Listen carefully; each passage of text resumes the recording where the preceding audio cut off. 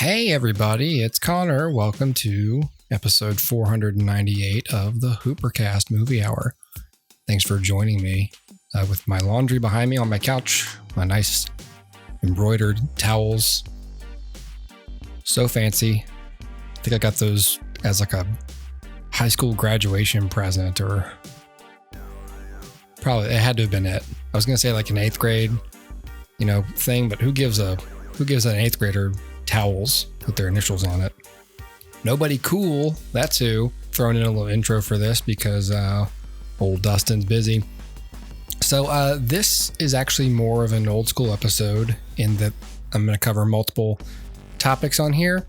So I packaged together 3 reviews for you in this episode. First up, I've got, I think I put them in this order. I don't remember. Anyways, this contains reviews, recommendations of the television series Barry, the documentary Blue Angels, and the film Immaculate. And they're all pretty short, so I figured none of them really warranted their own solo reviews. So that's what I'm doing in this episode. So please enjoy those reviews.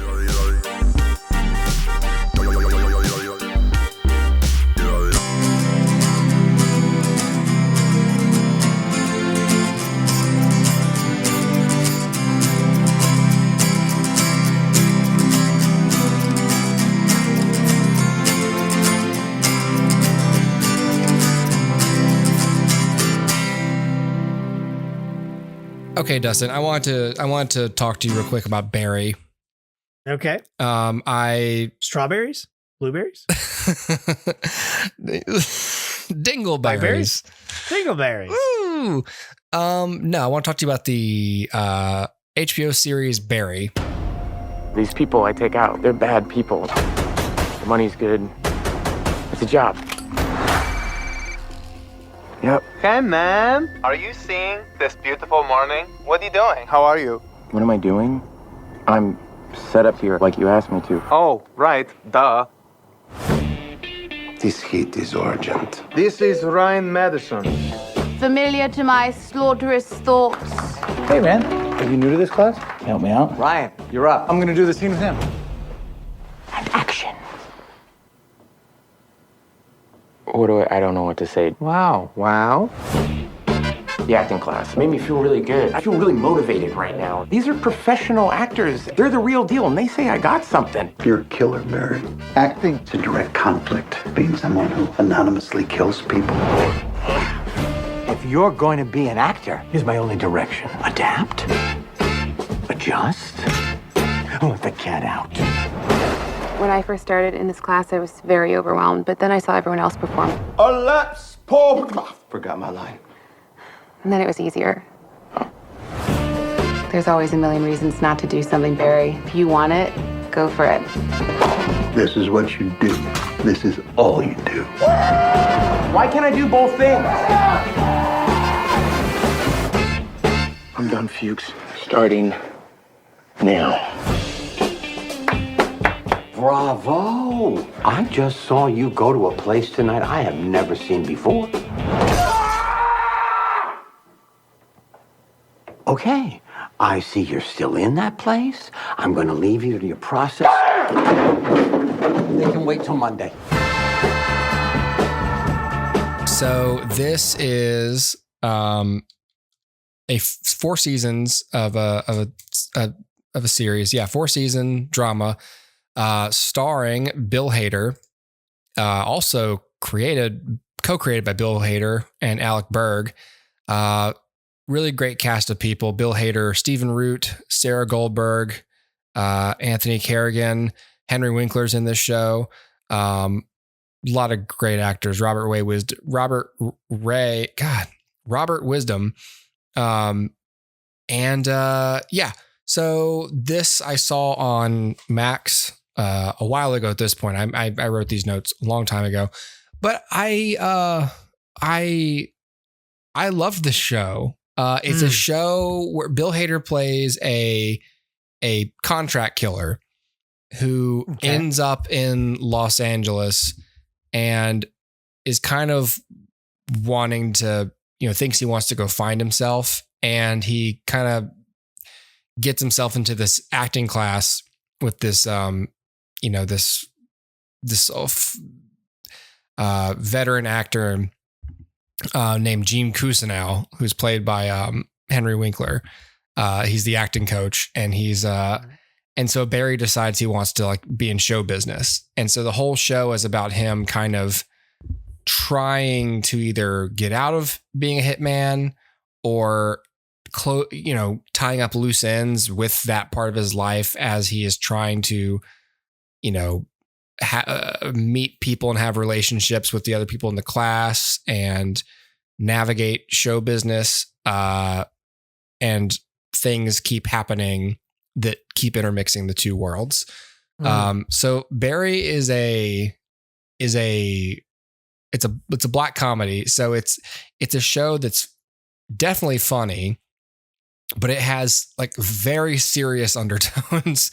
Okay. And it's one of those shows where once you finish it, and then once you go watch, think pieces on it, it's a very layered show. And it's one of those shows where you go back and it's this was suggested in this. And, it's one of those shows that sometimes has those artsy, ambiguous endings where you go, all right, what the fuck does that mean? And you, and you realize it's very, very dense.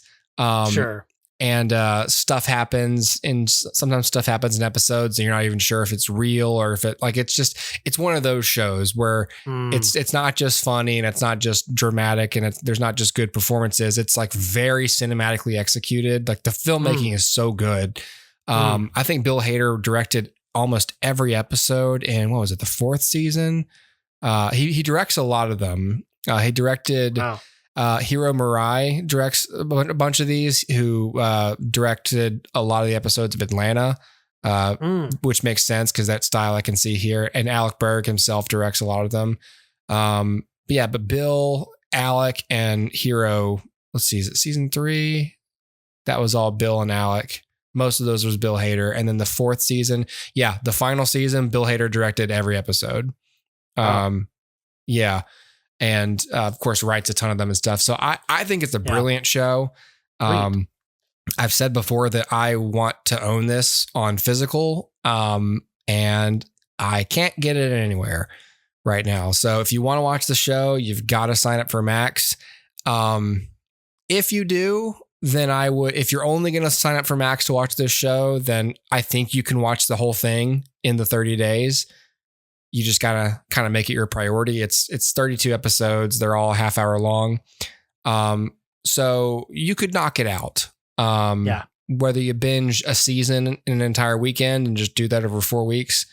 But I guarantee it'll be worth it. I think the characters on the show are really great. I think the writing, like I said, is very layered, and I would want to own it because it's one of those shows that with rewatches, there's more appreciation for the show. There's a ton of stuff that I missed on the first watch that you watch a video essay and you go, oh, wow. And it's one of those shows you can appreciate, not just enjoy, but appreciate in retrospect. Bill Hader's terrific in the show. His acting is, the writing is amazing. His performance is great. Sarah Goldberg's performance is great. Stephen Root is really great in this show. Anthony Kerrigan plays this character, this Chechen mobster named Noho Hank, and his character is terrific because he starts out like a very goofy, non-serious character, and his character kind of gets more and more dark as the series goes on. And of course, one of the standouts on the show is Henry Winkler. He is amazing on the show. He's so good. Yeah. So good. Great show. I can't say enough good things about Barry. Except that I wish I could buy it so I could own it and have it. Yeah. And make it my own and tuck it to sleep. Night night, Barry. Night night, Barry. I'll say it like a Henry. Barry. I've wanted to watch Barry for a long time. It's been on my list, so I need to get around to it. Oh, I love it. I think it's amazing. Cool. Yeah. I love Barry. Okay. I got a documentary for you. All right, hit me. I don't even think it's not really a strong recommendation. I should probably just talk about it instead of just shitting on it before it starts. I got a documentary. It sucks. This documentary is The Blue Angels. First time you take off, you gotta push the I believe button.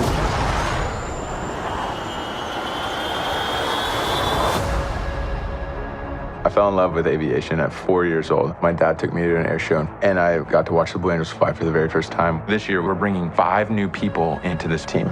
Something I never thought was actually gonna happen. It's 1 in a million. We only have 3 months to get to a point where we can take it on the road.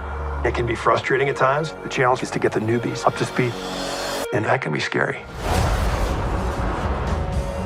When you're flying 12 inches apart, everybody's lives are in each other's hands. It's an eye-opener for how inherently dangerous this job is. Ready, roll, hat.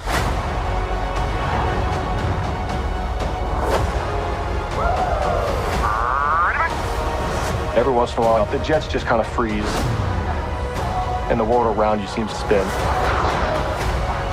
To make 6 jets fly as one, that's the Blue Angel magic.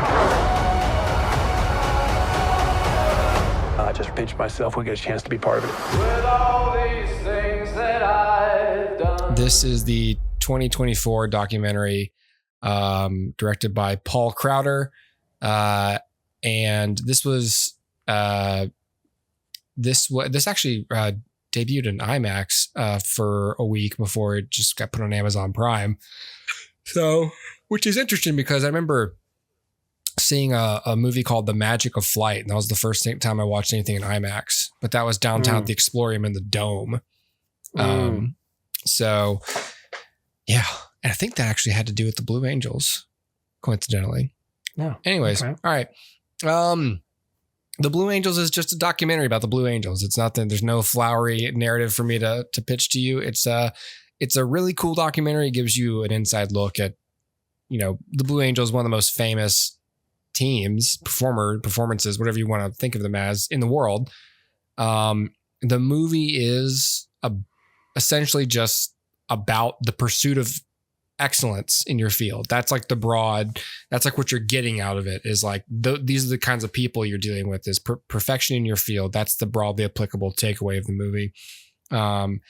Visually, if you love Top Gun Maverick, you're going to love this. Glenn Powell is in fact one of the producers on the film. Oh, okay. That makes sense. And there's a whole lot of cockpit cameras. And as we know, those fucking rule. Yep. So you're seeing a whole lot of them practicing and a whole lot of them during performances. And, you've got like the official cameras, like in the big C-130s that fly next to them to take the official photos and videos. And, you're seeing a bunch of mounted cams. And you're seeing just how close they really get to each other. And, you can see the pilot's skin faces move when they're pulling G's and flipping around and stuff. It's all the good stuff. It's really cool just to see the servicemen and women who make this whole machine go. And to think about that at scale for the whole U.S. military. The naysayers of the film sort of say like it's just a big propaganda for the Army or for the Navy.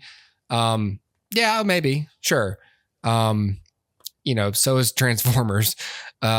What I got out of it, because I know about the Blue Angel. I live in the tri-state area, and their home base in NAS Pensacola is an hour from my house. Like I've seen the Blue Angels many times, and I've always thought they were cool. And so of course, anytime anyone puts out something that's like, hey, like I mean, like a few months ago, it might have been in anticipation for this film, but they put out some like 5-minute video of a pilot, like the Blue Angels put out some YouTube video, and I watched it and I was like, hell yeah, it's cool. Just cool stuff. It's not like you can just pop open any documentary about like true crime. Like, oh, I'm gonna tell a story of my dead brother. But there's not a lot of documentaries that are, we're gonna put some GoPros in a cockpit in 4K and show you the best pilots in the world flying. So that's cool.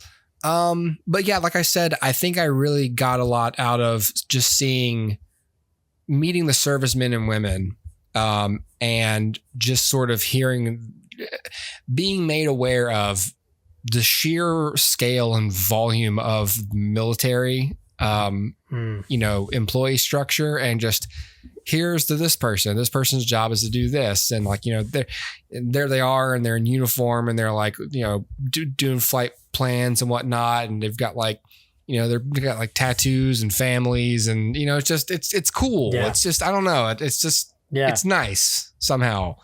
So it's not a strong recommendation. It's just like it's not going to blow your mind. It's just like, hey, if you like the Blue Angels, you should watch the Blue Angels, right? Because it's going to deliver on what you expect. It explains how they pick team members and who flies which plane and what that person's responsibility is and what their schedule is and what the road route is to the different air shows, and they even have assigned desks at their it's just kind of fun. I don't know. It's just anytime I'm trying to think of a parallel, but like anytime that someone gets selected to a very small elite team, it's like that's a big deal, and you want to get an inside look at what that feels like. So yeah. Yep. So it's on Amazon Prime. I always thought that they were super cool. Yeah, and they're awesome. So I mean, I'm glad to know it doesn't suck. Yeah, it's not like I walk away and go, Blue Angels are kind of mid. Yeah, or I'd rather see them live. It's like it's much better to see them on a camera. You see more. As someone who's seen them, it's really cool to see them on a boat in the middle of a bay with 1,000 other boats in the blazing hot sun before a huge storm, as I did one year. But it's much better to not have to race back to a dock in that storm. Yep. Because you're just looking at dots in the sky. Right. This is much better than dots in the sky. So nice. I'm seeing pilots' faces. That's cool. Yeah, totally. All right. I want to talk just briefly about Immaculate. In the name of the Father, and the Son, and the Holy Spirit. Amen.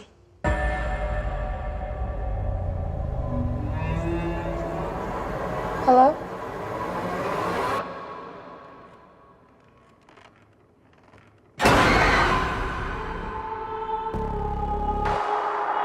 I know God saved me for a reason, but I guess I'm still searching for what that reason is.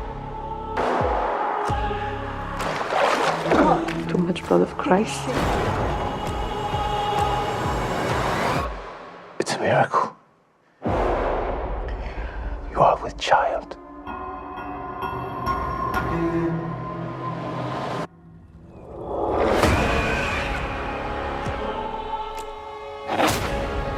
Out of all the women in the world, why did he choose me? How can we trust what's inside you?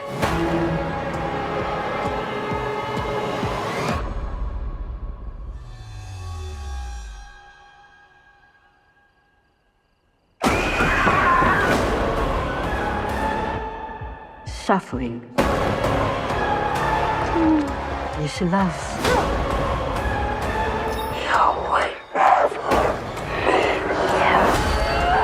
Suffering, suffering, suffering. You should love.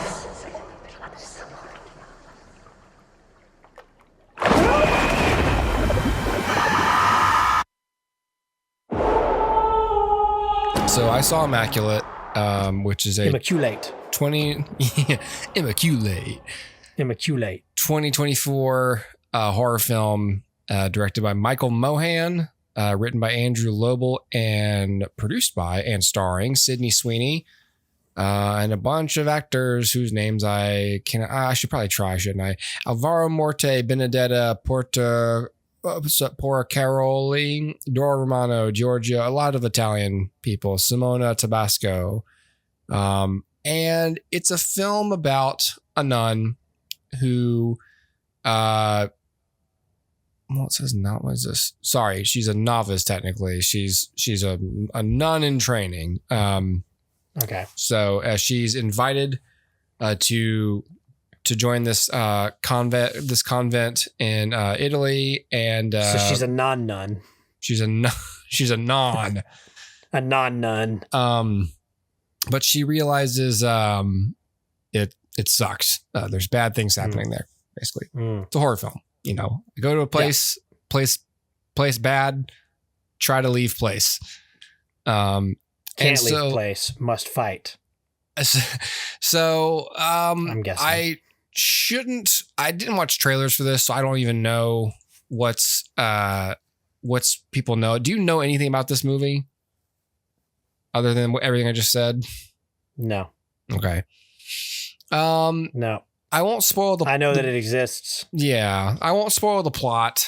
You know, but essentially, there's not much you need to really know about this, except it's a horror movie. It's, you know, so we're in a religious setting, so, you know, the only thing that's really kind of left for you to know or not know is, well, who is the boogeyman in this, and what is the, you know, what kind of horror are we looking at, like, and what level of supernatural is or isn't happening here. So there's that. In the grand scheme of things, I feel like this is just another horror movie. If you watch, you know, as someone who watches a fair amount of movies, I don't think you're going to get much from this that you're not getting elsewhere. It's not scary at all. So it's, you know, it's got that going for it. It's not really even that tense, to be honest. As I'm watching it, what it is disturbing. It kind of delivers more on probably body horror than it does on like jump scares or, you know, like specters or, you know, ghostly, you know, horrible images or anything. It's mostly body horror that we're dealing with. And that part's done well. I like that. So what it is disturbing, and the only real mystery in the story is how far they're going to take its events in the end. That's kind of like the hook is like, okay, like how does this exactly end? Like what direction do they want to go with this? So if you're interested, if you saw the trailer or you saw it on your Hulu screen and you're like, oh, Sydney Sweeney, and that this is a new movie, like maybe I'm interested. If you're already curious, it's not a waste of time, I wouldn't say. But if you are like, hey, I want some fresh horror, this is not it. There's nothing really original about this. You know, it's a horror movie set in a convent. You know, it's so there's that. Okay. It's 90 minutes, so it's not like it's going to take a lot of your time. So sure, it's at least it doesn't overstay its welcome. I wasn't sitting there going, my God, like it's not over long. It just has those horrible ads that like jump in right away and completely kill the momentum of the movie. So, but yeah, I mean, that's Immaculate.